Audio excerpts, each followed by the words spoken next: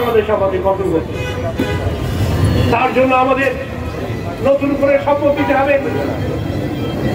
দীর্ঘ ১৬ বছরের গণতান্ত্রিক আন্দোলন এবং জুলাইয়ের অভ্যুত্থানের মধ্যে দিয়ে যে নতুন বাংলাদেশ গঠিত হয়েছে, এই বাংলাদেশকে আমাদের এগিয়ে নিতে হবে।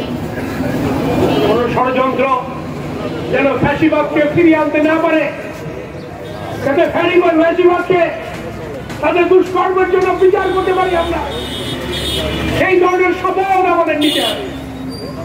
আমাদের মনে রাখতে হবে ৮-১৭ কোটি বাংলাদেশের মানুষ শান্তি চায়, গণতন্ত্র চায়, মানবিক বাংলাদেশ দেখতে চায়।